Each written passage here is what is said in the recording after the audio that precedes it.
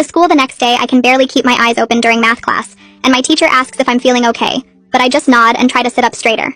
Wednesday night, I wait until everyone is asleep, and then I sneak into the kitchen where our backpacks hang by the door. My hands shake as I tear a tiny piece of paper from my notebook and write in English, "We'll get through this together." Just seeing English words that I chose to write, not because someone forced me, makes my throat tight. I fold the paper as small as it will go and slip it into the front pocket of Wyatt's backpack, then hurry back to my room before anyone catches me. Thursday morning is Arabic day, and I'm exhausted before breakfast even starts. We sit at the table conjugating Arabic verbs out loud while Mom watches us, and I see Wyatt's hand go to his backpack pocket. He pulls out the tiny folded paper and his eyes get wide. Mom is looking down at her phone so she doesn't notice when he reads it. For just a second, Wyatt looks at me and gives the smallest nod. So small I almost miss it. And then he goes back to reciting Arabic verb forms like nothing happened. But that tiny connection, that moment where we acknowledged each other in our real language, feels like the only true thing in this whole nightmare. I want to cry and smile at the same time, but instead I just keep conjugating verbs in Arabic and pretend everything is normal. Friday afternoon at the school, I'm walking to my locker when I have to stop and lean against the wall because I'm so dizzy from being tired. Mrs. Sutherland, my school counselor, comes around the corner and sees me there. She walks over and asks if everything is okay at home, and I want to tell her everything. I want to explain about the language-only rule and the schedules on every wall, and how I'm getting maybe 4 hours of sleep a night, and how Mom made me stay up until midnight finishing homework.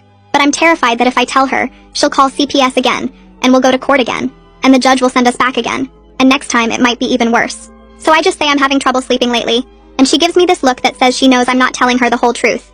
She asks if I'm sure, and I nod and say I'm fine, and she tells me her door is always open if I need to talk.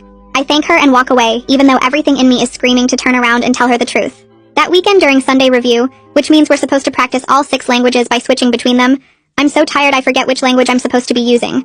Dad asks me a question in French, and I start to answer in French, but then I turn to Wyatt and whisper in English that I can't remember the word for something. It's barely a whisper, just a quick, quiet word, but Dad hears it. He stands up so fast his chair falls over backward, and I know I messed up bad. Before I can move, he grabs the thick Russian textbook off the table and throws it at me. The corner hits my shoulder hard, and pain shoots down my arm. I fall sideways out of my chair and land on the floor, and the pain is so sharp I have to bite my lip hard to keep from crying, because I know if I cry, it will make him angrier. Dad is standing over me yelling in English about how I broke the rule, and the irony that he's yelling at me in English for speaking English would be funny if I wasn't so scared. Mom comes in and starts yelling too, and Wyatt is pressed back in his chair looking terrified. I get up slowly, my shoulder throbbing, and Dad tells me to go to my room and don't come out until dinner. I go upstairs and sit on my bed and pull my shirt down to look at my shoulder. There's already a dark bruise forming where the book hit me. I stare at it and something shifts inside me. I can't keep living like this. I don't know what I'm going to do yet, but I know I have to do something, or I'm going to break completely. Monday morning, I'm back in French mode, my shoulder still aching under my shirt.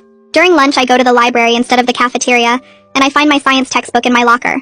I open it up and look at the inside of the front cover where there's a pocket for papers. I take out a piece of note